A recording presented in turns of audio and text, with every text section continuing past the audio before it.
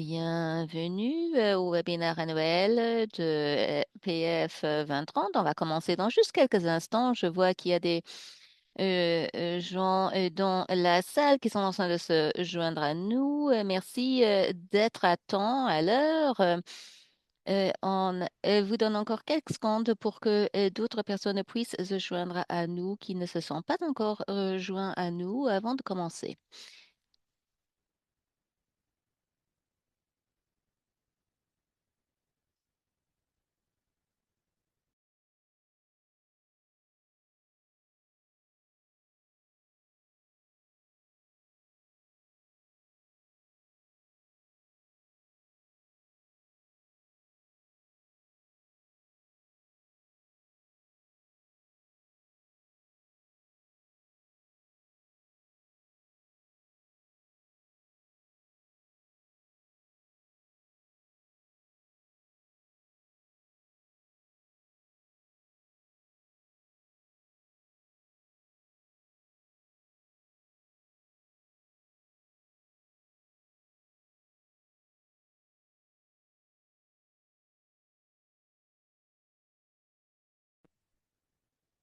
On a plus de 100 participants dans la salle. Je pense que c'est une bonne raison pour commencer. Nous avons un programme bien rempli pour vous présenter aujourd'hui. On va couvrir ce matériel au cours d'une heure et demie. Encore une fois, bonjour, bonjour, bon après-midi, bonsoir, bienvenue au webinaire des mesures de FP 2030 avec le titre Impact éco-budgétaire dans le domaine de la planification familiale. Je m'appelle Emma Wolf, hein, et je suis ici avec mes partenaires. J'ai un ordre du jour très, très excitant à vous présenter, mais avant de le faire, voilà quelques point logistique, nous avons l'interprétation simultanée à vous offrir en français et en espagnol. S'il vous plaît, suivez les directives que vous voyez sur cette planche. Aussi, les consignes qui ont été mises dans le chat. L'icône en bas de votre écran pour l'interprétation vous donne la possibilité de changer entre les canaux d'interprétation et cette interprétation sera également enregistrée. Les ressources qu'on va afficher plus tard comprendront les versions enregistrées. Et encore une fois, nous avons un ordre du jour formidable aujourd'hui pour vous présenter. J'ai notre directrice exécutive de FP 2030 parmi nous, Madame Sameh Kilizo-Doubi, Monsieur Jason Brenner, directeur principal des données, des mesures et des preuves, Madame Shiza Farid, conseillère principale en analyse des données, et nous avons d'autres partenaires très proches à nous. Par exemple, nous avons Adam Wexler, directeur associé de MF, et Madame Amy Sonneveld, directrice du projet Trek 20 chez Avenir Health. Et, avant de poursuivre, je vais passer la parole à Docteur Samo Keliso. Merci beaucoup pour cette belle présentation et je voudrais tout d'abord remercier l'équipe qui a travaillé d'arrache-pied pour produire ce rapport, pour mettre en place la méthodologie, les cadres, pour travailler avec les différents moyens, pour recueillir les données. Merci beaucoup pour le travail sur le terrain. Je voudrais également remercier les partenaires de KFF et de l'équipe de Track 20 de Health. d'Avenir Health. Un grand merci à tous les représentants de la société civile.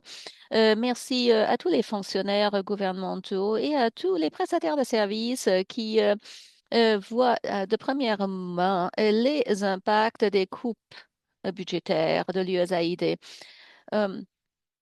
Et nous voyons que 2024, c'était l'année zénith pour le financement de PF, mais 2025 a changé la donne. Mon nom est Madame Samo Kelizo-Dubé, directrice exécutive de FP 2030. Chaque matin où on se réveille, on essaye de planifier différemment pour que le progrès qu'on a gagné va continuer pour la génération suivante. Mes chers collègues, mes chers partenaires, entre 2020 et 2024, les gouvernements donateurs ont investi une moyenne de 1,4 milliard de données chaque année dans la planification familiale. Il y a 5 pays qui ont fourni pratiquement 90% de ce financement et les États-Unis étaient responsables pour 41%. C'est énorme, mais l'année dernière, la donne a changé énormément. Et vous connaissez l'histoire. Les États-Unis, avec nouveau gouvernement, a annulé la plupart des programmes PF et veut éliminer le financement pour l'avenir. Et également, les autres gouvernements donateurs ont annoncé des réductions dans les budgets réservés pour l'assistance internationale, hein, pour l'assistance au niveau de PF, hein. Et qu'est-ce que cela veut dire pour nous tous? Euh, il ne s'agit que d'une rubrique dans le budget PF, hein. Et bon, c'est un point de départ et nous savons que cela n'est pas juste. Ça ne devrait pas seulement être un poste dans le budget. Ce poste doit être financé. L'argent ne devrait pas seulement être affecté, mais l'argent devrait être libéré pour que les programmes de planification familiale au niveau domestique puissent progresser. Il ne s'agit pas seulement des systèmes de santé, mais du développement et aussi de la participation économique des femmes pour construire des communautés résilientes. Et cette opportunité des contrats de financement va également faire partie de tout cela. Maintenant, comme l'accès est en train de se réduire, de se restreindre, l'inégalité va s'élargir. Nous aurons des sociétés inégales, hein, et c'est pas ce qu'on veut. C'est pas le moment de baisser les bras. Et c'est là la raison pour laquelle je suis tellement fière de vous voir si nombreux dans cette salle, hein, pour voir ce qu'on peut faire à propos de cette crise. Le moment est arrivé pour réimaginer la situation.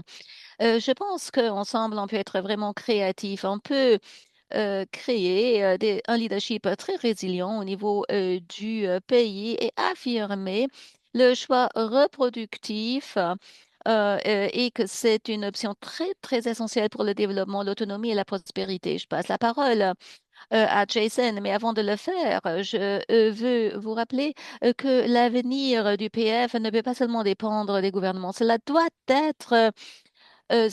doit provenir d'un mouvement mondial. Et donc, j'apprécie tous les programmes pays représentés ici qui ont priorisé la planification familiale parce que nous devons faire davantage. Il faut atteindre plus de résultats et ce mouvement ne peut continuer qu'avec nous.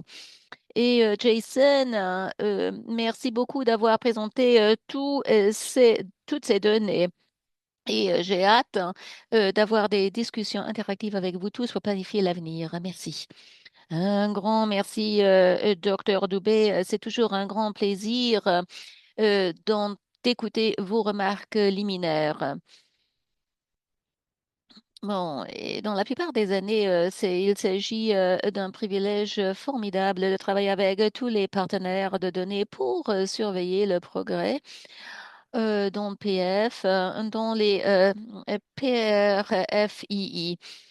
Cette année, il s'agit d'un énorme défi pour nous tous. L'année dernière, comme Dr Dubé l'a bien précisé, nous avons souffert à cause de euh, toutes ces annulations de programmes à cause des suppressions budgétaires pour les programmes dans beaucoup de pays dans lesquels on travaille. Nous avons commencé à comprendre avec les partenaires des données, à mieux comprendre ces pertes au niveau financier puis aussi et comment ces pertes financières se traduisent sur les impacts des programmes d'EPF. Je réfléchis aux acquisitions des euh, produits de base, des services, des résultats. Néanmoins, l'année dernière, on a bien vu que le recueil des données a été affecté négativement. Lorsqu'on a commencé notre travail avec les mesures concernant le rapport d'impact en 2025, on savait bien va y avoir beaucoup de défis pour capter les impacts. Et nous avons commencé avec les pertes financières. On va vous en parler aujourd'hui et vous allez voir comment ces pertes financières ont des effets de boule de neige sur les impacts. Je vais commencer avec ce point fondamental, hein. C'est le fait, c'est un fait que 80% du financement public pour la planification familiale provenait de pays qui ont annoncé des coupes significatives au budget de l'aide publique internationale ou de l'APD, comme on l'appelle communément. On va vous en parler en profondeur. On va vous parler de comment les gouvernements ont vu des réductions ou ont annoncé des coupes budgétaires et on va se pencher là-dessus concernant l'impact des programmes. Nous allons célébrer bien sûr les progrès qu'on a vus et puis on va réimaginer l'avenir. Notre engagement auprès de vous chez FP 2030 pour les partenaires donnés, c'est d'être et de rester vigilants. Euh, pour ce qui est des impacts dont Dr Dubé vous a parlé, on veut s'assurer que dans l'avenir, on va suivre tous les reculs. Et sur cette note, j'ai hâte de commencer à vous présenter les données. On va commencer ce matin avec Madame Eshita Farid, hein, notre collègue de FP 2030, la conseillère principale en analyse de données. Merci beaucoup, Jason, et merci beaucoup, Samu. Merci à toutes et à tous pour se joindre à nous ici. Moi, je suis la conseillère principale en analyse de données chez FP 2030. Je vais vous parler des données mondiales et premières conclusions sur les impacts. Je vais vous donner des informations sur les dernières données. Mais avant de commencer, de vous parler des tendances et des chiffres, je veux que vous sachiez que les données que je vais publier aujourd'hui sont en rétrospective parce que toutes les données qui proviennent des HMIS sont de l'année 2025. Donc, pas tout est reflété. Réfléchissez concernant ces données comme une ligne de différence. On va surveiller ces données au fur et à mesure où on va naviguer les impacts sur les coupes de financement. Mais cela vous donne déjà quelques informations sur les impacts à cause des coupes de financement. Je vais vous donner des tendances sur les données démographiques, l'utilisation moderne des contraceptifs et les changements du mélange des méthodes contraceptives. On va vous parler des programmes, des services et des populations impactées. Comme Jason vient de le préciser, on va vous parler du financement, du budget des gouvernements donateurs, des dépenses domestiques. Beaucoup d'entre vous sont avec nous chaque année, donc vous connaissez bien cette représentation graphique. Ça détaille les indicateurs 20 plus des pays, hein. Il s'agit d'un processus annuel et c'est pour la première fois où TRAC 20 travaille avec des pays qui agrègent et analysent les données. Pour la dernière partie de l'année, TRAC 20 travaille avec FP 2030 pour produire et publier les données. C'est le rapport d'impact. Il s'agit d'un processus qui va du bas vers le haut et qui va se terminer avec la publication des données, hein. Je vais vous montrer maintenant ce qu'on a publié. J'ai beaucoup d'informations, donc soyez patiente avec moi. Nous allons publier beaucoup d'informations cette année. D'abord, le rapport d'impact, et c'est ce que je vais présenter aujourd'hui. Nous avons une version numérique de ce rapport disponible sur Internet, et ce rapport est accompagné d'un briefing qui est un résumé tout ce qu'il y a dans le rapport. Nous avons également publié un tableau de bord avec des données sur 87 pays, y compris tous les pays à faible revenu et à revenu intermédiaire et les pays qui se sont engagés. Nous avons des visualisations, des données et des indicateurs, et ceci permet aux utilisateurs de revoir les données des dépenses que nous allons présenter aujourd'hui. Et cette partie du tableau de bord sera euh, mise à jour après la réunion d'aujourd'hui. Nous avons également des informations concernant la taille des populations, de comparer les indicateurs d'un pays à l'autre et entre régions. Donc, par exemple, vous pouvez regarder la prévalence de la contraception moderne dans les régions.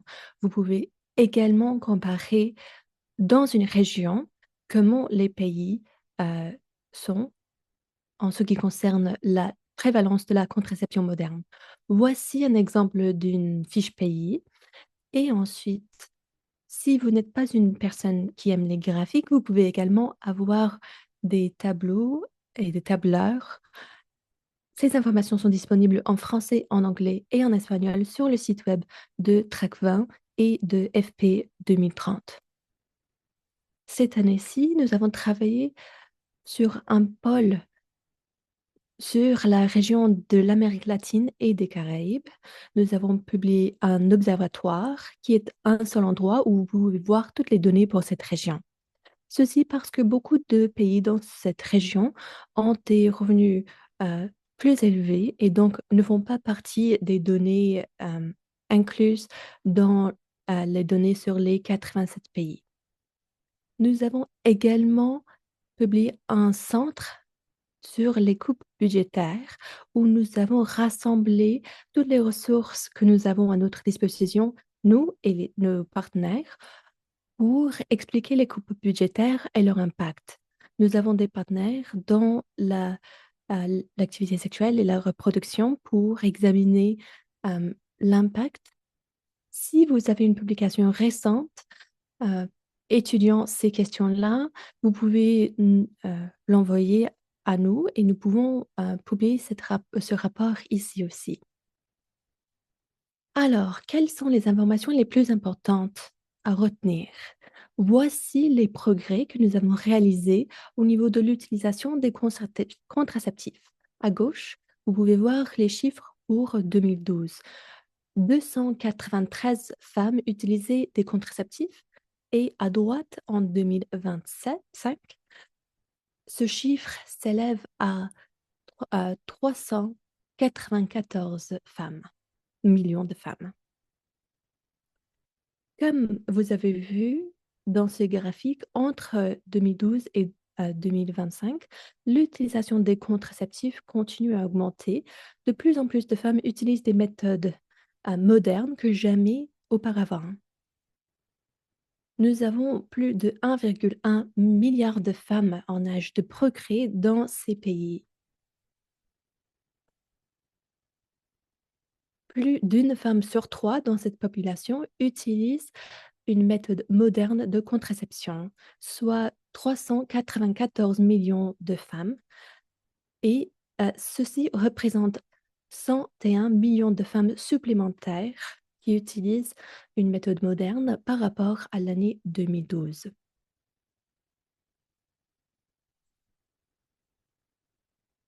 Dans cette période, nous avons également constaté un progrès durable, y compris dans les pays à plus faible prévalence. Le nombre d'utilisatrices de contraceptifs a plus que doublé dans 28 pays et a plus que triplé dans 3 pays, le Tchad, la Guinée et le Mali. 30 pays ont connu une croissance annuelle de la prévalence de la contraception moderne de plus de 0,5 points de pourcentage. Les implants sont la méthode la plus utilisée dans 13 pays et la deuxième en 17 pays. La RDC est le dernier pays à connaître ce changement pour avoir les implants comme la méthode la plus prévalente.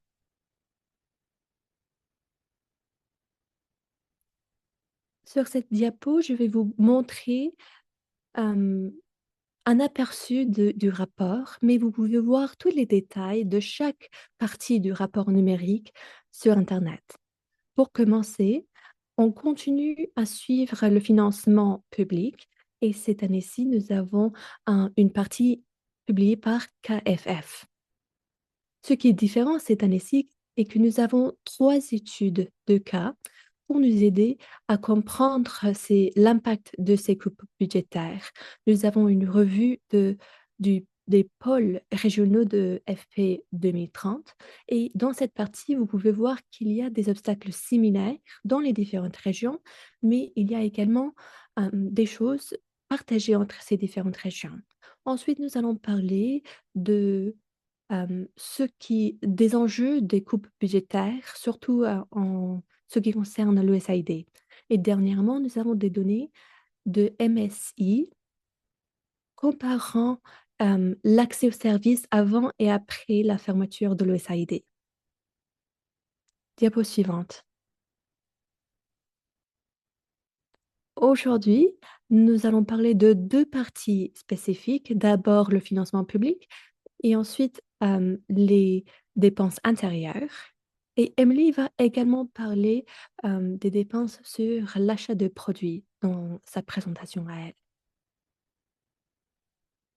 Avant de passer la parole à Adam et Emily, j'aimerais partager quelques idées en guise de conclusion. Nous allons continuer à suivre et à publier l'impact de ces coupes budgétaires.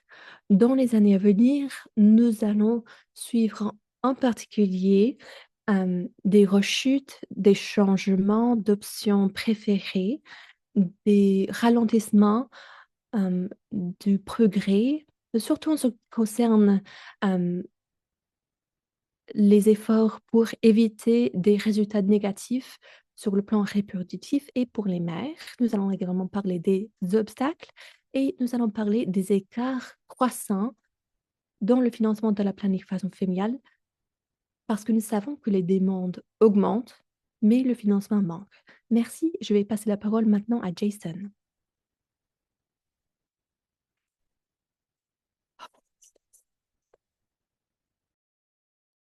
Merci, Shiza. C'est formidable de voir toute cette information. Et dans la boîte à discussion, nous avons partagé beaucoup de ressources où vous pouvez avoir accès à toutes ces informations. Nous allons maintenant parler de la première partie de ce rapport et je vais passer la parole à Adam Wexler de KFF pour en dire davantage. Merci beaucoup. Encore une fois, je m'appelle Adam Wexler, je suis de KFF, je travaille sur l'équipe de la politique sanitaire mondiale et je vais parler des résultats de notre rapport le plus précis qui parle des données de 2024 et au-delà.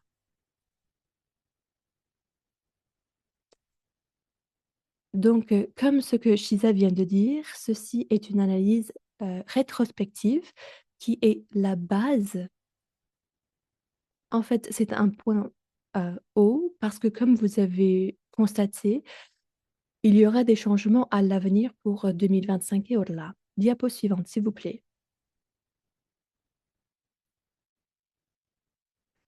D'accord. En 2024, le financement public pour la planification familiale s'élevait à 1,36 milliard de dollars américains, soit une diminution de 8% par rapport à 2023. Le financement en 2024 était au plus bas niveau depuis le sommet de Londres en 2012 et plus de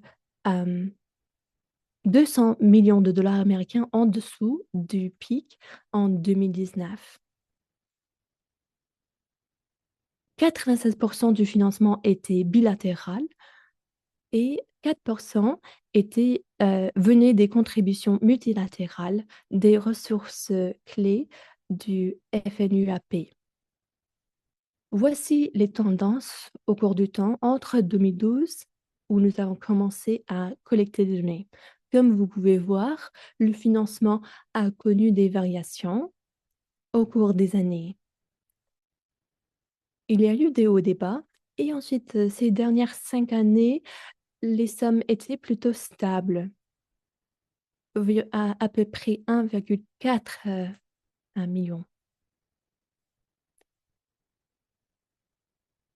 La diminution en 2024 était surtout due à la diminution du financement bilatéral, mais le financement multilatéral a également connu des baisses. Aucun gouvernement n'a augmenté son financement pour la planification familiale en 2024. Par le passé, ce n'était pas le cas. Certains pays augmentaient alors que d'autres diminuaient leur financement. Les États-Unis étaient le plus grand donateur en 2024, représentant à peu près 43% du financement total, suivi du Pays-Bas avec 14%, le Royaume-Uni avec 14%, la Suède avec 9% et le Canada avec 7%. Le Royaume-Uni et les États-Unis ont été les deux plus grands donateurs sur cette période, mais il y a eu des variations, bien sûr. Voici la répartition par gouvernement, par État. Comme quelqu'un a déjà mentionné, nous avons 5 pays qui représentent plus de 80% du financement total. Sur ce graphique, vous pouvez voir euh, les États-Unis, le Royaume-Uni et tout autre donateur confondu. En vert, en haut, vous pouvez voir le financement venant des États-Unis. En bas, en bleu foncé, vous pouvez voir le financement du Royaume-Uni qui est moins élevé ces dernières années. Donc la tendance au cours du temps, vous voyez avec la ligne solide, est une hausse, mais bien sûr, il y a eu des fluctuations. Voilà les données de base. Encore une fois, cette année était un point fort. Mais parlons maintenant de l'avenir. Voici les donateurs soulignés ou qui apparaissent dans le rapport. 6 donateurs sur 9 ont annoncé des réductions budgétaires dans les années à venir et ensemble, ces donateurs représentent 80% du financement. Donc, il y aura un impact important. Voici la diapo que j'ai montrée tout à l'heure qui ont annoncé des coupes budgétaires.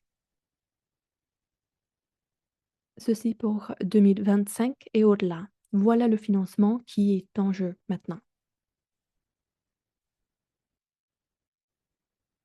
Avant de parler des tendances plus globales, j'aimerais donner un peu plus d'informations sur la conjoncture actuelle aux États-Unis. Les États-Unis sont le plus grand bailleur de fonds. Il est important de parler un peu du processus américain et ce que nous savons de ce qui se passe. D'abord, le processus américain pour les budgets est assez compliqué. Chaque année, le Congrès fixe le financement pour l'État fédéral. Chaque année, le Congrès a accordé 600 millions pour la planification familiale. Mais ensuite, c'est à l'administration d'affecter ces fonds et de décider quels programmes vont recevoir ce financement. Et ensuite, c'est à l'État aussi de débourser cet argent.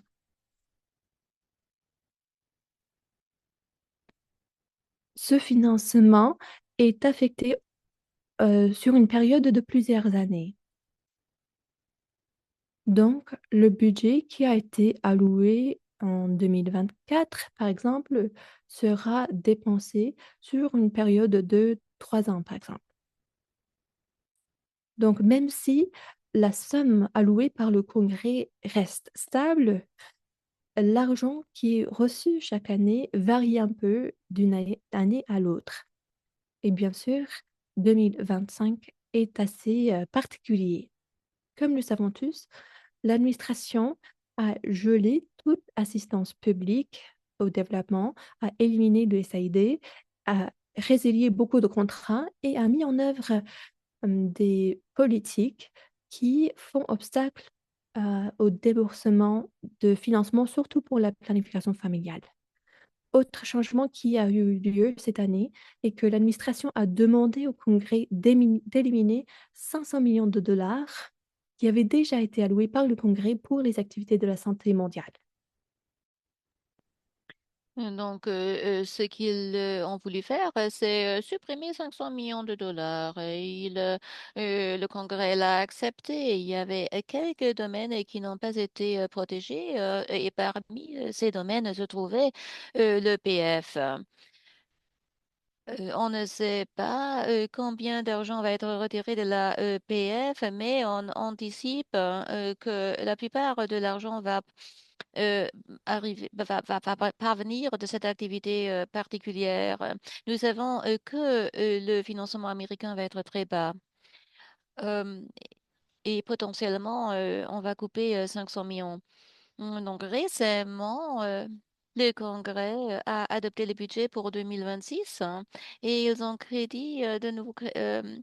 euh, donné des crédits pour la planification familiale au niveau antérieur. Euh, Récemment, l'administration a annoncé sa stratégie de santé mondiale l'Amérique d'abord, hein, America First. Là, les autres pays sont requis de donner davantage de financement. Ouais. Et spécifier les activités qu'ils vont faire avec l'argent qu'ils vont obtenir des États-Unis. Et le PF n'est pas mentionné. On a toutes ces activités des mémorandums d'accords nationaux. Ici, vous voyez les 600 millions de dollars qui ont été donnés chaque année pendant toute une décennie. Et vous voyez sur cette ligne pointillée d'où cet argent qui va être annulé parvenait.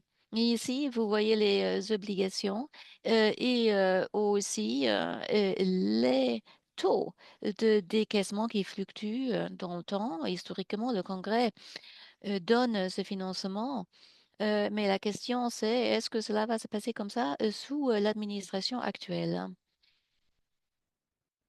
Encore une fois, qu'est-ce qui va se passer au-delà de 2025?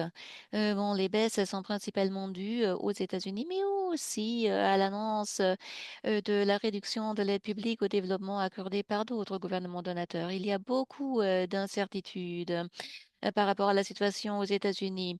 Il y a beaucoup de financements disponibles, des crédits antérieurs. La question, c'est est-ce que l'administration s'engagera et versera-t-elle les crédits antérieurs? Et oui, comment? Et pour quel service? Bien, activité. Et pour les protocoles d'accord, comment la planification familiale s'inscrit-elle dans le contexte des protocoles d'accords nationaux? Et le financement en 2027 va être discuté au cours des semaines suivantes. Le mois prochain, on s'attend à ce que euh, l'administration va proposer le financement auprès du Congrès. Et puis, on va se poser la question, est-ce que le financement va être aux alentours de 600 millions de dollars.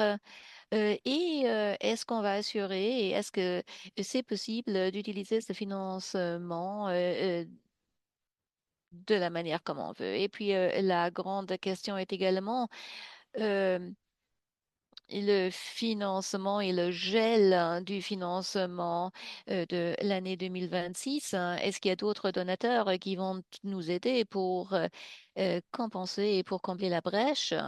On ne le sait pas. Je passe la parole à mon ami Jason. Merci, Adam, pour ces perspectives assez tristes.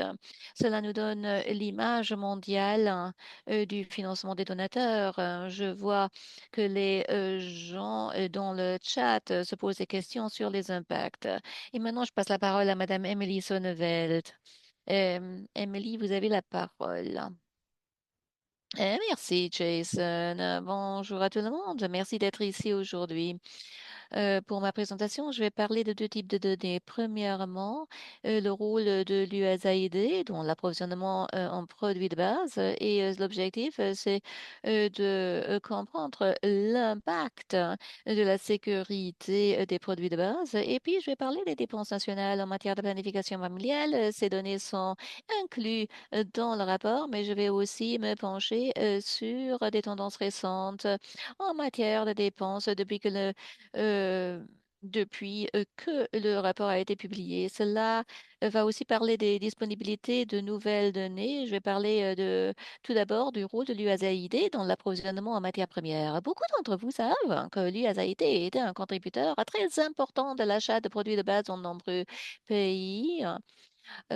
Beaucoup de pays ont pu acheter différentes méthodes, mais cela a aussi favorisé la diversité et la disponibilité des méthodes et le rôle que l'USAID a joué dans la mise à l'échelle des implants, par exemple, est un bon exemple des choix des méthodes qui ont été appuyés.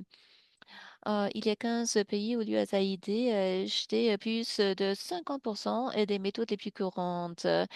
Euh, au- Nous avons ici tous les pays, nous avons déterminé une enquête dans chaque pays pour déterminer la méthode la plus courante. Vous voyez en Afghanistan, en haut, c'est la pilule qui est la méthode la plus courante. Et puis en dessous, vous avez l'Angola. Là, il s'agit des méthodes injectables. Vous voyez l'Ouganda en bas où la méthode la plus courante est également l'injectable. Cette analyse a été faite en 2025. Donc, les années les plus récentes sur lesquelles on se penche avec ces données vont de 2020 à 2024. Tout ce que vous voyez en jaune est l'année où l'USAID a appuyé plus de 50% de la méthode la plus communément utilisée dans ce pays. Et vous voyez que pour trois pays, Haïti, Mozambique et Rwanda, l'USAID a acheté plus de 50% des méthodes les plus courantes, avec l'exception d'une année où le Mozambique a acheté 49%.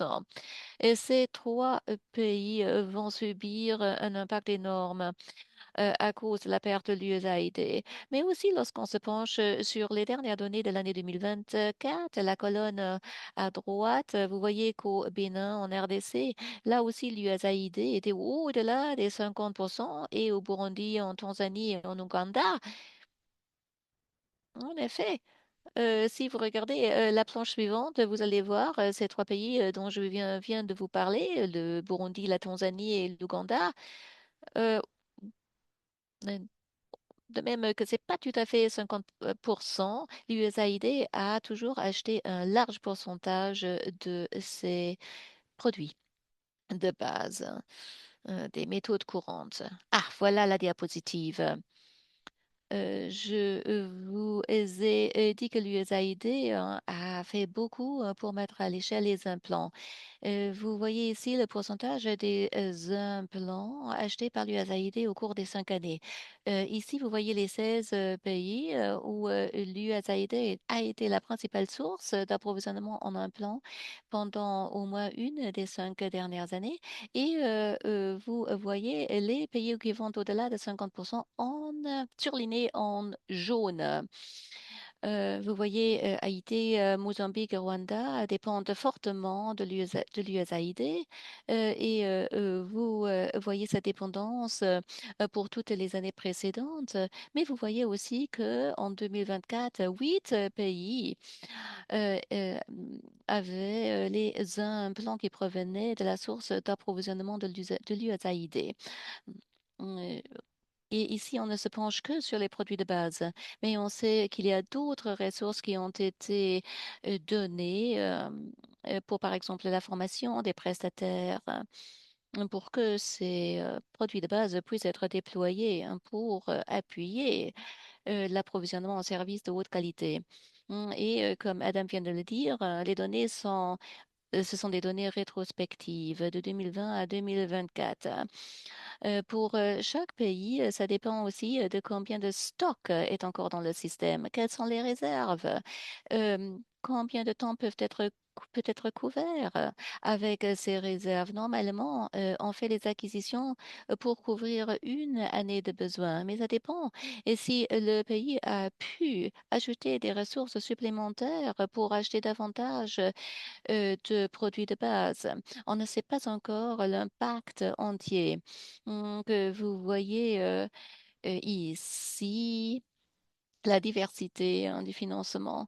Il y a des pays qui ont dit qu'ils vont acheter moins des méthodes les plus chères, c'est-à-dire les implants. Cela va avoir un impact négatif sur la disponibilité des méthodes réversible de longue durée d'action. Il y a d'autres pays qui vont acheter la méthode la plus populaire. Par exemple, s'ils pensent que la plupart des femmes vont utiliser un injectable, ils veulent s'assurer que cette méthode soit disponible. Mais peu importe si vous réduisez les méthodes les plus chères ou si vous focalisez sur seulement une seule méthode, cela veut dire que la diversité n'est plus disponible et que les femmes ont moins de choix sur le terrain. De nouveau, ici, on se focalise seulement sur le rôle de l'USAID dans les produits de base et comment cette perte va être ressentie dans les différents domaines. Bien sûr, il s'agit de beaucoup plus que seulement des produits de base. Vous pouvez vous épancher sur les informations pour obtenir la grande image. Maintenant, concernant les dépenses nationales consacrées à la planification familiale, hein, c'est fait à propos des évaluations des dépenses en matière de planification familiale mises en œuvre par TRAC 20. On utilise également les données des comptes nationaux de la santé de l'OMS lorsqu'elles sont disponibles. Je vais me pencher ici sur les données et les mêmes catégories que celles utilisées par FPSA. Parfois, on a un peu de retard dans le cycle actuel qui a débuté en 2025. Nous collectons les données de 2023 ou 2024. Et donc, c'est dans le cadre des données en entamant une perspective rétrospective et pour mieux comprendre notre nouvelle donnée de référence, notre nouvelle base de référence avec la nouvelle réalité de l'USAID et aussi avec les informations qu'Adam vient de nous donner. On a les données depuis 2021. Ici, vous voyez le nombre des pays qui sont inclus dans chaque ronde. Vous voyez qu'en 2021 et 2022, on inclut beaucoup de pays. Euh, 50 et 46, on n'a pas encore pu ajouter les données de l'année 2023, mais dans la ronde, dans le cycle actuel, on recueille des données pour 2023 et 2024 pour compenser pour la ronde perdue, le cycle perdu. Raison pour laquelle les cycles 2023 et 23 et 24 sont plus petits, c'est à cause de deux raisons. Le financement a baissé. Nous n'avons que des ressources qui ont collecté les données dans 26 pays. On ne va pas avoir 50 ou 46, on a un maximum de 26 pays. Mais deuxièmement, il s'agit d'un travail qui est toujours en évolution. Vous voyez à droite les pays qui n'ont pas encore finalisé les données pour publication. Les nombres dans ce tableau pour 2023 et 2024 vont être peuplés au fur et à mesure où nous recevons les données. C'est un travail en évolution et tandis qu'on n'a pas encore ces données qui sont disponibles, on ne peut pas faire l'analyse complète, mais on peut quand même déjà obtenir une bonne idée. Voilà le classement des dépenses intérieures totales par année. On a besoin de ces dépenses pour vous montrer toutes les données FPSA disponibles. C'est aussi important pour comprendre le financement domestique et international. Mais comme la liste des pays n'est pas la même chaque année, la comparaison est difficile. C'est plus facile pour se pencher chaque année individuellement pour voir combien de pays dépensent le plus et quel pays dépense le moins. Ici, vous voyez que les Philippines et Bangladesh ont les dépenses les plus élevées en 2021, 2022 et 2023, mais on n'a pas encore leurs données pour l'année 2024. Alors, pour 2024, il se peut que ce chiffre provient de la liste plus petite des pays dont on n'a pas encore les informations. On a inclus les données récentes de 2023 et 2024 et des pays qui nous ont donné ces données, des dépenses les plus élevées jusqu'aux données les plus basses. Vous pouvez voir que jusqu'ici, nous avons Côte d'Ivoire en tête de liste. Ça risque de changer lorsqu'on collecte des données pour plus de pays et le Madagascar est en bas de la liste. Encore une fois, ça risque de changer lorsqu'on reçoit des informations et des données d'autres pays plus petits. Regarder les données dans ce format n'est pas toujours utile. Les Philippines et le Bangladesh ont des populations importantes, donc on s'attendrait à ce que ces pays-là dépensent plus que les pays plus petits. Donc, ça peut être plus utile de regarder la population de femmes en âge de procréer et de regarder surtout les dépenses par femme en âge euh, reproduire, de procréer. Donc, vous pouvez voir que ça change un peu la liste, sauf les Philippines qui continuent à dépenser le plus ou euh, presque le plus pour 2022. Mais les autres pays en tête de liste ont maintenant changé. Si on regarde les données de 2023 et 2024, le Zimbabwe est est le premier pays sur la liste et ceci nous aide à comprendre les dépenses par rapport à la taille de la population de femmes en âge de procréer. Mais il y a un grand éventail. Le Zimbabwe dépense presque 12 dollars par femme et Madagascar dépense à peu près 30 centimes par femme. Nous allons voir si ceci change lorsqu'on reçoit plus d'informations. Nous avons maintenant 11 pays où nous avons des données pour les 4 dernières années, de 2021 à 2024. Ce graphique nous permet de regarder les changements d'une année à l'autre pour ces pays. Ceci montre les dépenses totales pour ces pays-là. En regardant ce graphique, vous pouvez voir qu'il y a eu des hausses importantes en Côte d'Ivoire, le Zimbabwe et Kyrgyzstan.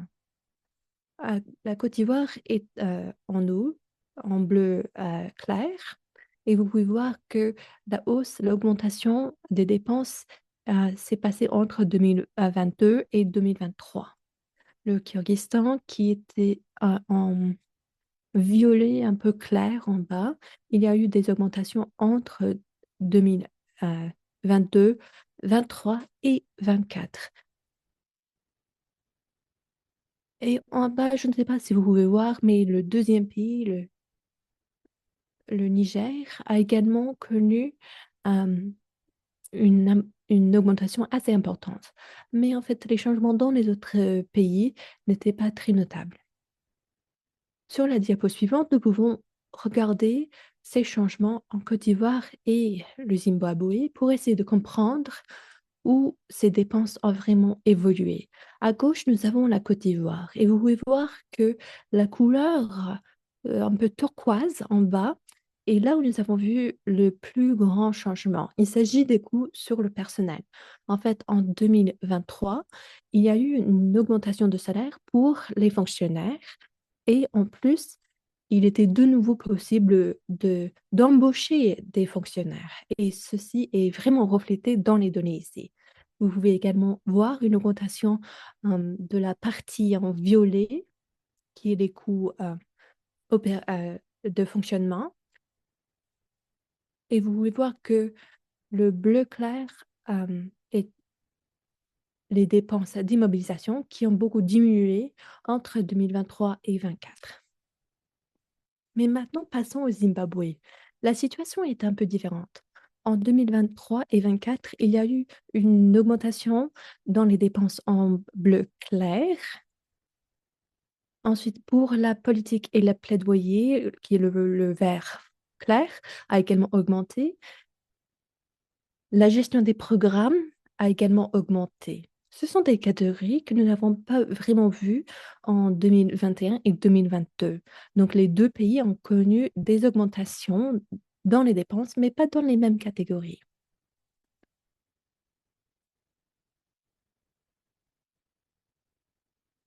Ici, vous pouvez voir toutes les données agrégées ensemble. Ceci nous aide à voir les tendances générales qui sont les moteurs des dépenses. Le personnel reste la catégorie la plus importante dans les dépenses. Ceci n'est pas vraiment surprenant parce que euh, on paye le personnel, les salaires du personnel qui fait tout ce travail. Nous pouvons voir que les dépenses augmentent avec le temps, surtout le budget offert par l'État. Comme avant, il est important de regarder aussi les dépenses par femme en âge de procréer. Ceci nous aide à voir la différence entre les grands et les petits pays. Donc voici un graphique avec ces informations-là. Vous pouvez voir que la plupart des pays augmentent les dépenses par femme en âge de procréer. La tendance est donc vers la haut. Nous avons vu des augmentations importantes au Zimbabwe, en Côte d'Ivoire, euh, en Kyrgyzstan, mais en fait en Côte d'Ivoire, l'augmentation n'est pas là pour l'année entre 2023 et 2024. Et nous pouvons voir que le Niger a également connu une hausse entre 2023 et 2024. Et le Mali et le Madagascar n'ont pas connu des hausses importantes. On essaie de comprendre aussi les décisions qui sont derrière ces changements. Ce n'est pas possible pour tous les pays, mais nous espérons nous concentrer sur les pays qui ont connu les plus grands changements pour voir quelles sont les causes derrière, les causes profondes de ces changements, parce que nous voulons comprendre quelles décisions ont un vrai impact sur les dépenses. Nous n'avons pas de données sur les 4 ans pour tout le pays, mais pour les pays où nous avons des données, vous pouvez les voir et c'est intéressant. Ces données peuvent nous dire beaucoup. Nous pouvons répartir les informations par catégorie et cela nous aide à comprendre les priorités des États. Mais il n'est pas toujours facile de collecter des données. Souvent, la planification familiale fait partie d'un volet plus large, par exemple la santé maternelle. Donc, il faut parfois vraiment creuser pour avoir accès à ces informations. Avant de publier ces informations, les États doivent les valider et nous donner la permission de les publier. Tout ce que nous publions a reçu la validation de l'État pour être publié. Mais ce processus devient de plus en plus facile parce que nos experts et les États connaissent un peu mieux la méthodologie et le processus. Et encore une fois, ces données sont toujours un peu euh, différées parce qu'il faut une année pour comprendre et digérer toutes les informations. Toutes ces informations sont disponibles sur les sites web de FP 2030 et Track20 et je vous encourage à aller les consulter pour creuser ces données pour vous-même.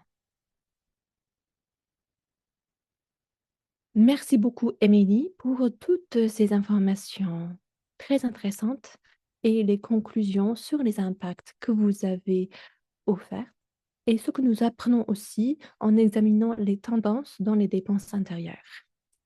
Je vais maintenant faire de mon mieux pour organiser nos panélistes et nos questions. Vous avez également partagé des idées, des analyses dans la boîte à discussion qui sont assez intéressantes. Je, J'aimerais avoir une discussion assez libre, donc je vais demander à Shiza, Adam et Emily de mettre leur vidéo et de me rejoindre ici. Merci beaucoup. Et j'aimerais voir tout le monde, si possible, pas juste moi. Merci, nous avons reçu des questions très intéressantes. Nous allons commencer avec des questions plutôt faciles pour nous réchauffer et ensuite nous allons passer aux questions un peu plus compliquées. Nous avons plus de 30 minutes pour répondre aux questions. Donc, je vous encourage à continuer la discussion. Si vous participez dans la boîte à discussion, vous pouvez partager votre avis. Je sais qu'il y a des gens qui participent à la réunion qui peuvent probablement répondre aux questions qui ont été posées. Je vois que John a déjà commencé. Merci, John. Nous allons commencer avec quelque chose de facile. Emily, quelqu'un a demandé d'avoir les données sur l'Égypte. Nous savons que les données ont fluctué avec le temps, mais est-ce que vous avez les données sur l'Égypte? Oui, nous n'avons pas les données d'Égypte cette fois-ci, au moins pas avec les ressources que nous avons à disposition actuellement. Merci. Nous avons des données des années précédentes pour l'Égypte, mais pas cette année-ci. Voilà la réalité des données maintenant. Les pertes financières ont touché non seulement les services, mais aussi la collecte de données et les systèmes de données. Je pense que quelqu'un a parlé déjà du fait que nous avons vu le euh, niveau de financement le plus élevé l'année dernière, mais ces chiffres chutent maintenant et donc il y a de moins en moins de ressources disponibles dans les différents pays. Alors, Adam, nous avons des questions supplémentaires pour vous concernant ce que vous pouvez dire des autres coupes budgétaires à l'aide publique au développement depuis la publication de ce rapport. Je pense que vous avez peut-être mis à jour certaines de vos diapos, mais l'année dernière, lorsque nous sommes allés à la conférence sur la planification familiale, on venait tout juste de comprendre l'ampleur de ces coupes budgétaires. Oui, au moment de la publication du rapport, on avait souligné 5 donateurs en général qui avaient annoncé des coupes budgétaires. Mais depuis la publication du bilan, le Canada a également annoncé des restrictions budgétaires de, à partir de 2026. Le contexte continue à évoluer et l'impact sur la planification familiale est une des questions clés pour nous. Aux États-Unis, la planification familiale a été ciblée par l'administration, mais le Congrès peut refuser de faire cela. Mais dans d'autres pays, il s'agit de restrictions plus générales et nous ne savons pas quels domaines seront les plus touchés. Et comme nous avons eu des annonces plus récentes, nous devons attendre un peu pour comprendre l'impact. Je pense qu'il y a une autre question ici concernant le graphique que vous avez montré avec la récision de 500 millions de dollars.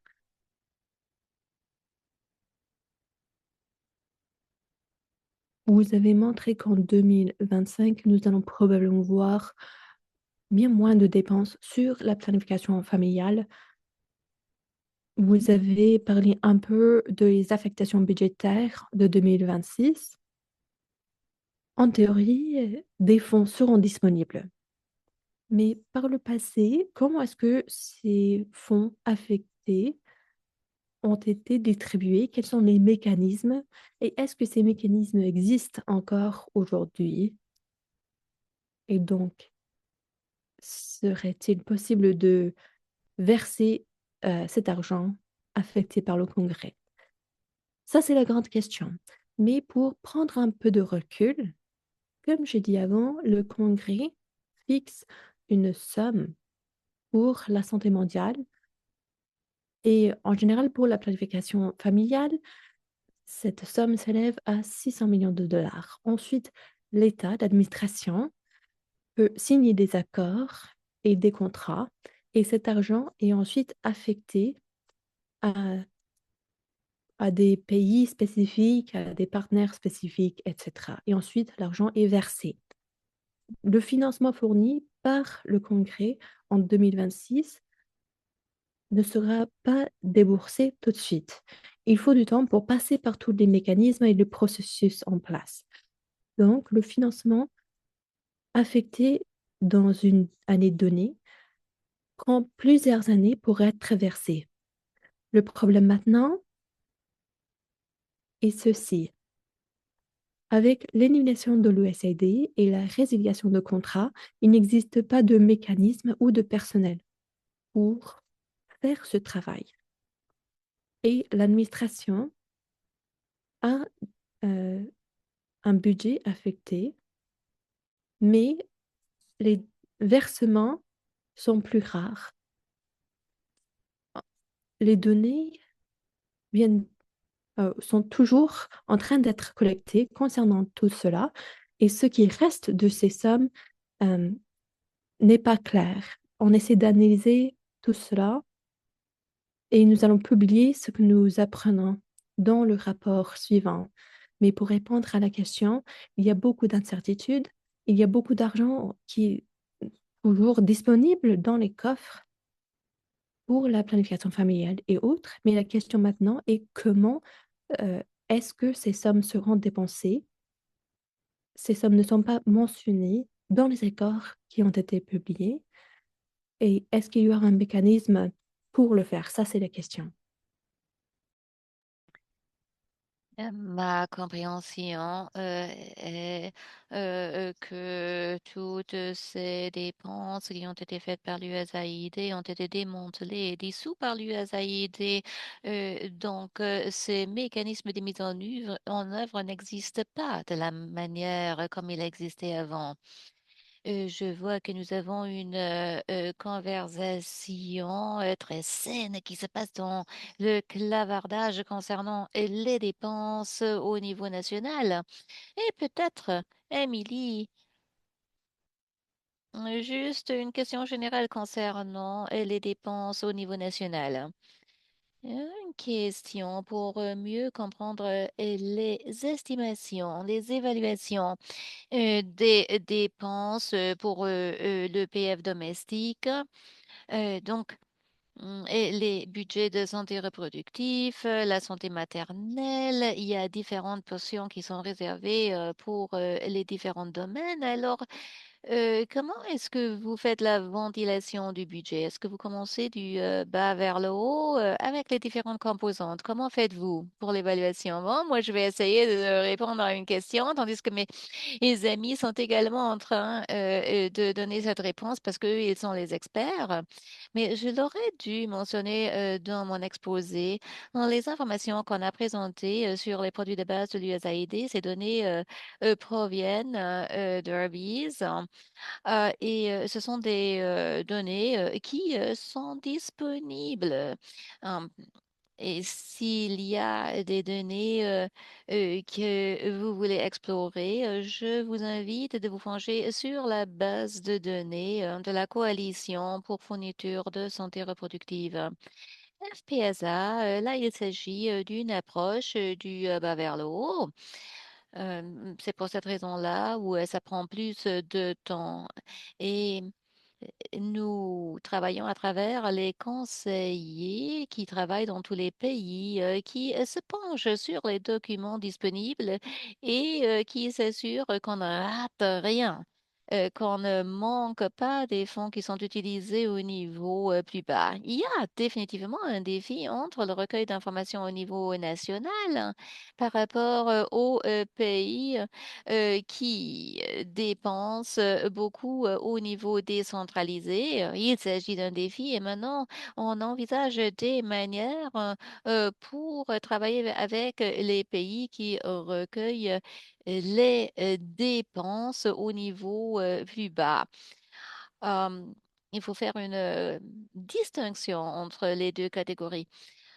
Et puis, concernant les informations qu'on a par rapport aux dépenses directes, c- c'est le montant qui est dépensé directement pour le programme PF. Par exemple, la formation qu'on a fait au Nigeria. Mais pour l'infrastructure, là, on prend les coûts totaux d'affectation qui sont utilisés pour les visites santé qui sont liées au PF. Quand on se penche sur les affectations, vous pouvez isoler la contribution qui est réservée spécifiquement pour le PF. Mais il y a aussi une autre méthodologie qu'on utilise, le temps que les prestataires de services utilisent pour les services PF. Encore, et là aussi, il faut les séparer de la santé maternelle. En se penchant sur des idées préconçues, le mélange des méthodes et le nombre d'utilisatrices dans le pays, mais on essaye toujours de euh, donner des données qui sont liées spécifiquement au programme PF. Beaucoup de discussions qualitatives découlent de cela parce que les gens nous demandent comment faites-vous ce travail dans les différents pays. Toujours difficile de voir combien est dépensé pour PF spécifiquement en utilisant les algorithmes et on essaye de donner de meilleurs documents par rapport au pays. Et si j'ai eu tort dans ce que je viens de dire, s'il vous plaît, corrigez-moi dans les notes. Je vois John et Priya qui sont très actifs dans le chat. Ils ne sont pas en train de vous corriger, mais ils remplissent des détails importants. Donc, on a parlé beaucoup des biens de base. On a également démontré la dépendance sur l'USAID, sur le financement.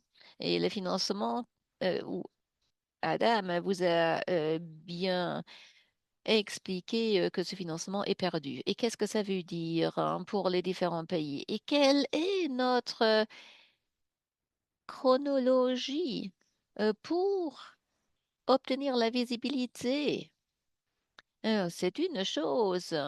Lorsqu'on dit, bon, non passé, ces pays ont été dépendants de l'USAID pour les implants. Et je présume que à travers le travail de RHC et également le FNUAP et GFF, on pourrait voir des changements et des fluctuations dans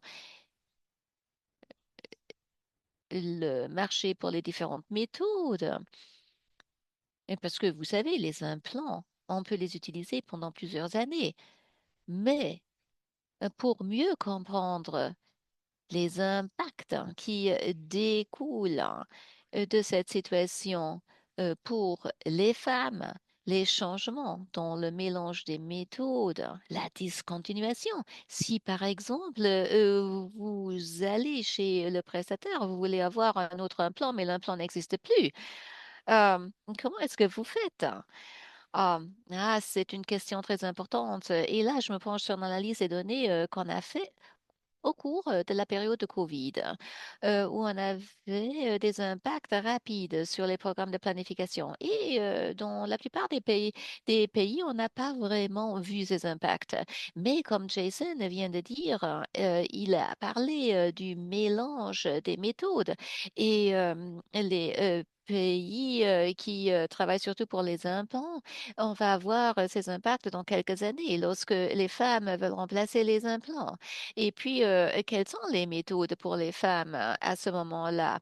On verra les impacts dans plusieurs années et l'impact va différencier d'un pays à l'autre. Et puis, quelque chose d'autre qui est très alambiqué. L'USAID a appuyé les systèmes de santé dans les pays avec les systèmes de données. Ils ont mis beaucoup d'argent dans HMIS et LMIS et là aussi, cette dynamique va être impactée sur le terrain à cause des réductions de financement. On va connaître des défis à ce niveau. Les pays traitent de ce problème, vont essayer de faire le nécessaire pour que leur système continue et soit fiable. L'impact le plus immédiat a été sur les ELMIS, hein, sur HMIS, mais il faut voir maintenant quand les vrais impacts se font sentir. On travaille avec les pays pour se pencher sur les établissements qui fournissent ces services hein, pour voir comment on peut les appuyer. Vous voyez, il y a maintenant une réduction, mais dans l'avenir, la situation va devenir plus difficile et nous devons suivre ces données. Mais pour pouvoir suivre les données doivent exister et la qualité de ces données doit être aussi hautement qualitative qu'on puisse vraiment les utiliser. Mais vous savez, on ne sait pas encore comment tout cela va jouer. C'est un peu comme le canari, dans la mine, si vous voulez. Merci pour ces informations. Et moi, je vais vous parler d'une autre section du rapport qui n'a pas été présentée ici aujourd'hui. En réfléchissant sur le rôle du secteur privé. Si par exemple le secteur privé peut combler la brèche, est-ce que cela va aider certains pays? Est-ce que c'est le secteur privé qui peut compenser pour la perte de l'USAID? Euh, on a parlé, et Shiza a mentionné MSI, eux, ils se penchent sur leurs propres statistiques de services.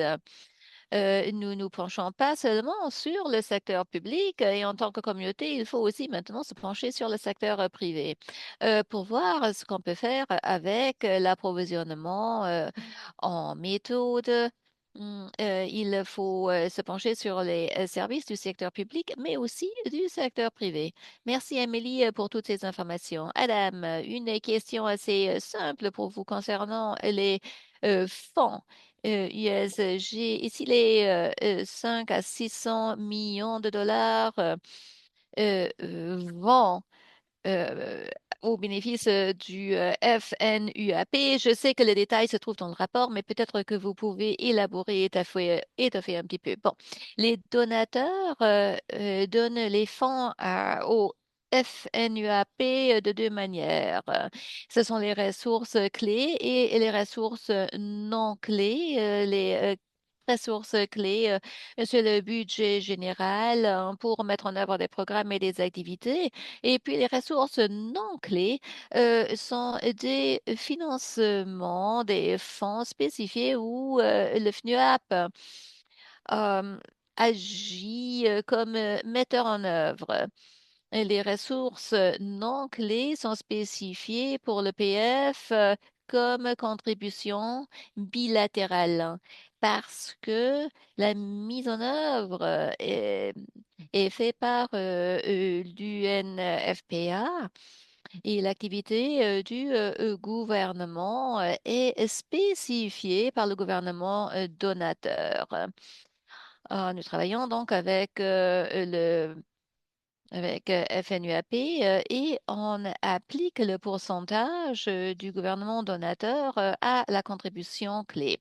Pour les États-Unis, c'est plus compliqué. Il y a cette disposition politique dont les crédits annuels ou les affectations annuelles hein, et celui qui est l'administrateur au moment peut, s'il veut, arrêter les fonds du FNUAP.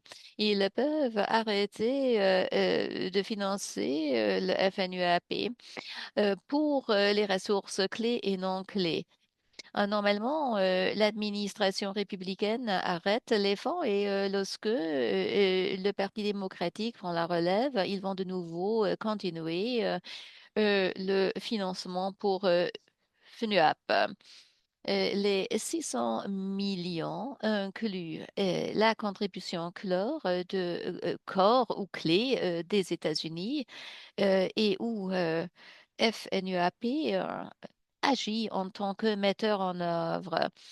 Et lorsque l'administration républicaine est l'administration qui règne, euh, ils ne vont pas donner ce financement. Et puis, si la page tourne, il va de nouveau y avoir de financement. Si vous avez des questions, on peut donner d'autres précisions. Oui.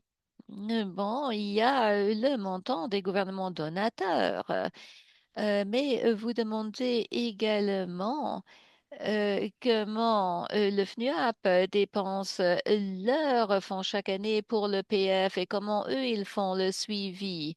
Je sais que vous avez fait ce travail pendant beaucoup d'années.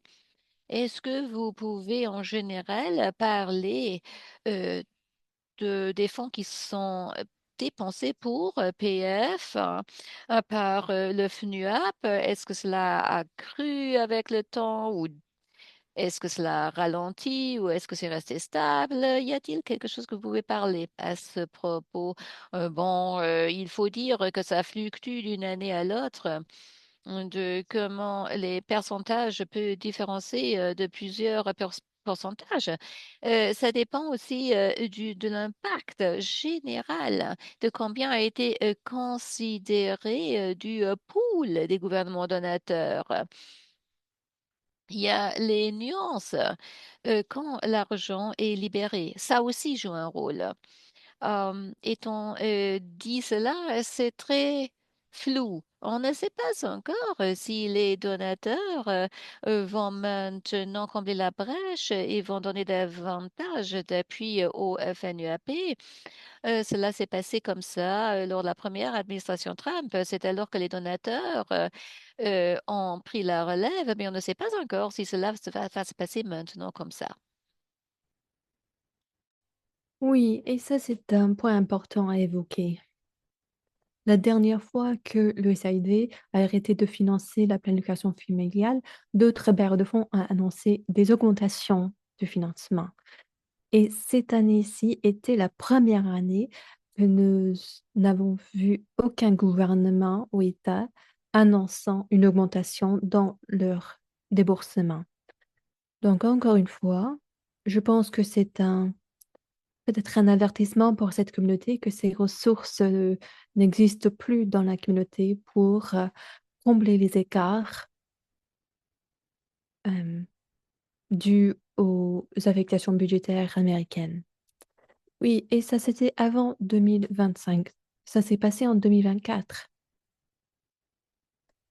Et donc, je pense que l'analyse de 2025 sera importante. Ce sera un indicateur de la situation et ça va également aider à éclairer les bailleurs de fonds et les guider dans leur prise de décision. Merci beaucoup. Je vais maintenant passer à quelque chose qui devrait être un sujet assez facile. Nous allons maintenant parler des données de la planification familiale. Nous avons reçu une question concernant les enquêtes démographiques sur la santé. L'année dernière,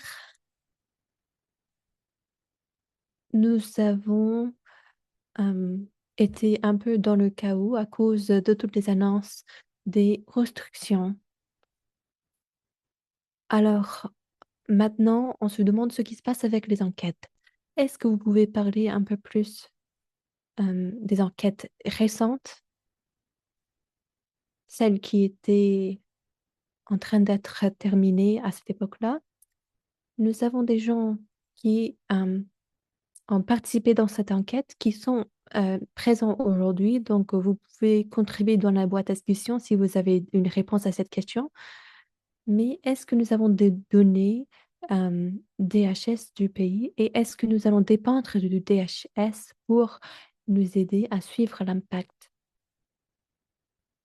Oui, il y a eu un investissement par la Fondation Gates pour nous aider à terminer les enquêtes à DHS qui avait déjà commencé lorsque le l'USAID a fermé ses portes. Ceci était très utile parce qu'il y avait beaucoup de ressources déjà dédiées à la collecte de données et nous n'avons pas perdu ces données-là. Donc, nous avons eu des publications depuis la fermeture.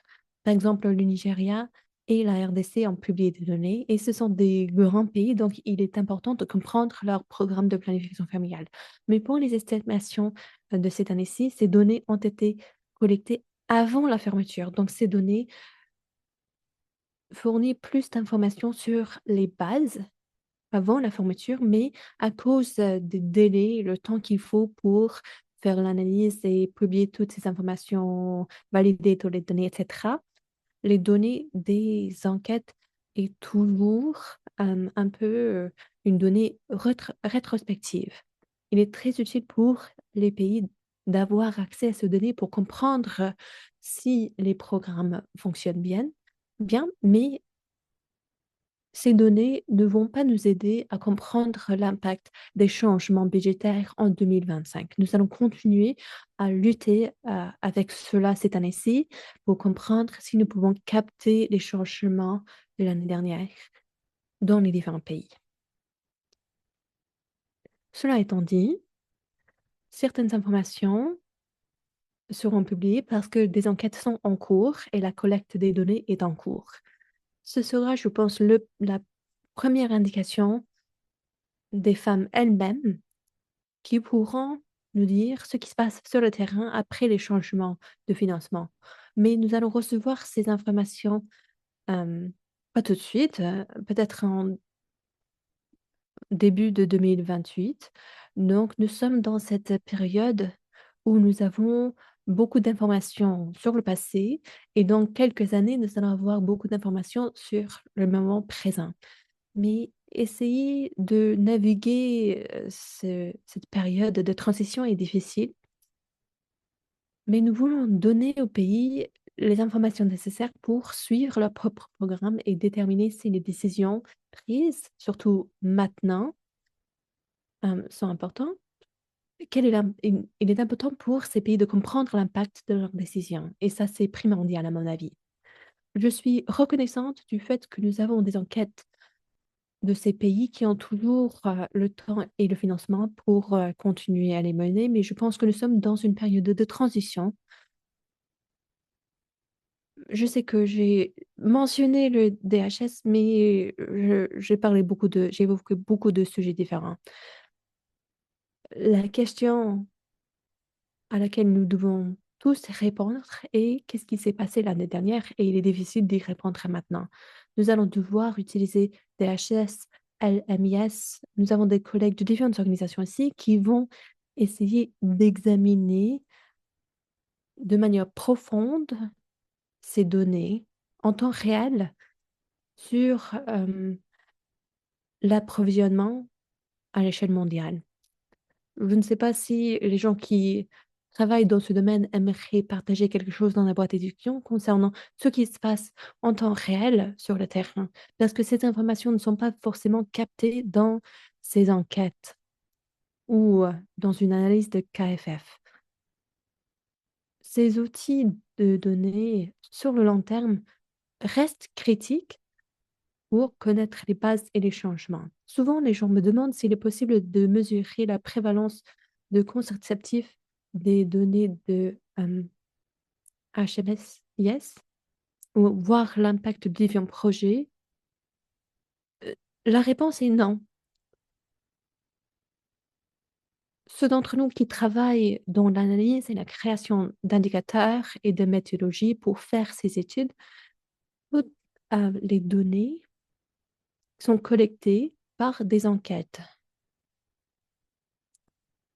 Pour nous, on utilise des données venues d'enquêtes et des services pour essayer d'avoir des données exactes, et nous voulons essayer de comprendre les tendances.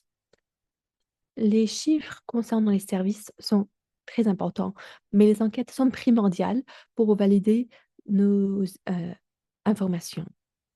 Nous pouvons mener beaucoup d'analyses pour essayer de comprendre ce qui se passe ce qui s'est passé en 2025, mais nous allons avoir besoin des enquêtes à terme pour comprendre ce qui s'est passé. Mais HMIS est un système qui fournit des informations concernant les dépenses et les systèmes sanitaires. Ce ne sont pas des données venant directement des femmes et de leur expérience avec le système sanitaire. Ces informations ne reflètent pas si les femmes reçoivent leur option préférée de contraception. Donc, il faut les deux types de données pour comprendre ou pour avoir une vision globale de ce qui se passe. Pour comprendre si les femmes ont accès aux services nécessaires et pour avoir les données nécessaires pour nous aider à analyser des données que nous recevons euh, plus régulièrement. J'aimerais répondre également à cette question de l'enquête. En fait, j'ai une question plus grande pour vous, Shiza. Étant donné tout ce qu'on vient d'évoquer et toutes ces variations et cette période de transition, est-ce que l'AFP 2030 va publier un rapport cette année à venir et comment créer un rapport qui mesure les progrès lorsque les enquêtes DHS remontent à une différente époque? qu'est-ce que vous comptez faire en tant que l'une des auteurs principales de ce rapport pour essayer de capter ce qui est représenté dans ces enquêtes, mais en essayant également de regarder vers l'avenir? Oui, je pense que c'est lié à ce que Emily vient de dire. Les enquêtes sont importantes, les DHS est important, mais nous avons également des enquêtes mixtes de l'UNICEF, mais parfois les données sur la planification familiale ne sont pas incluses. Donc, la collecte va continuer dans certains pays seulement. Alors, que pouvons-nous faire cette année-ci et à l'avenir? On dépend de nos partenaires comme euh, Trek 20 et nous demandons aux services comme MSI pour essayer de nous aider à comprendre les impacts. Parce que, comme Emilie a dit, on n'aura pas les enquêtes pour nous donner euh, des informations plus profondes concernant les besoins des femmes et leur expérience avec le système. Oui, c'est vrai que sur le plan financier, je pense que tout ceci est assez sombre. Il y aura des impacts importants au niveau des pays, comme Emily a mentionné. Je pense que du point de vue de la disponibilité des données, c'est assez sombre. Nous ne savons pas si nous aurons tous les outils pour continuer à suivre ce qui se passe et à collecter des données. Nous savons que les pays et les partenaires seront résilients et qu'ils vont trouver des manières de faire avec les moyens du bord. Mais quand même, ça reste assez difficile, assez rude. Il est formidable d'avoir un groupe de partenaires comme vous. Nous allons continuer à avoir des réunions avec nos partenaires et je vois beaucoup de partenaires à l'échelle mondiale qui travaillent dans ce domaine. Je vous vois dans la boîte de discussion aussi. Vous dites qu'il faudrait avoir un vrai partenariat pour surmonter ces obstacles. Moi, je suis engagée à travailler avec vous sur les données. Les gens ont demandé comment s'impliquer dans les pays. Bien sûr, nous avons des collègues chez FP 2030 qui travaillent dans ces pays sur les systèmes de données et sur le plaidoyer. Nous avons des gens dans la société civile et au sein des États qui travaillent avec les donateurs directement. Nous restons engagés et je pense qu'aujourd'hui et à l'avenir, nous allons devoir parler de toutes les manières créatives de surmonter les obstacles.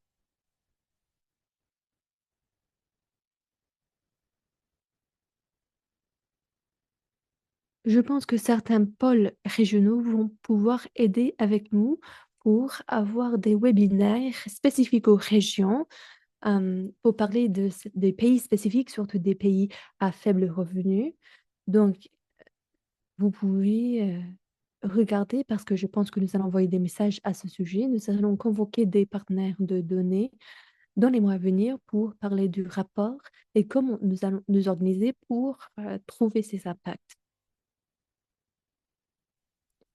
Et nous serons créatifs avec les différents types d'analyse de données. Notre objectif est également agréger d'autres rapports d'impact. Donc, si vous travaillez sur un rapport d'impact que vous voulez partager avec la communauté, nous avons un endroit où nous pouvons agréger toutes les informations. On ne veut pas vous obliger de visiter tous les sites web pour essayer de trouver les informations pertinentes. On essaie d'avoir un seul endroit où toutes les informations seront disponibles. Je vois que nous avons la docteure qui est toujours avec nous. Est-ce que vous avez des remarques pour clôturer cette séance? Merci beaucoup, Jason, de votre engagement de notre part pour continuer à travailler même plus fort. Merci à toute l'équipe. Merci aux panélistes qui ont si bien décrit ce qui se passe. Je pense que l'une des questions clés que vous avez évoquées est non seulement la perte de financement, mais l'effet secondaires qui se passent à cause de ce manque de financement. Certaines agences se sentent euh, à l'aise pour éliminer la planification familiale. Donc, merci beaucoup d'avoir réuni cette famille. Euh, Adam, vous avez cité la complexité du financement aux États-Unis. Nous allons travailler avec des partenaires dans la salle aujourd'hui pour essayer de comprendre comment le financement est affecté. Merci Emily et John. Je vois que vous êtes ici d'avenir. Merci d'avoir parlé des difficultés de collecte de données. Vous avez dit qu'il est important de protéger les sources de données que nous avons. J'aimerais féliciter tous ces pays qui font preuve de résilience. Je pense que à partir de maintenant, on aimerait voir que ces pays continuent. euh, Nous voyons que le Zimbabwe et la Côte d'Ivoire, d'autres pays continuent à avancer sur la planification familiale. Merci encore une fois de nous avoir rejoints pour ce webinaire. Félicitations à tous ceux qui ont contribué et continuons avec notre partenariat. Merci à vous tous. Althea, je ne sais pas si l'enregistrement sera disponible. Je vous passe la parole. Oui, l'enregistrement sera disponible sur le site web de FP 2030 et sur les réseaux sociaux. Ce sera assez rapide. Donc, d'ici la fin de la journée, vous y aurez accès. C'était un plaisir de travailler avec vous tous. Merci à nos panélistes, la docteure Dubé, et j'espère que vous allez passer une formidable journée ou soirée. Au revoir.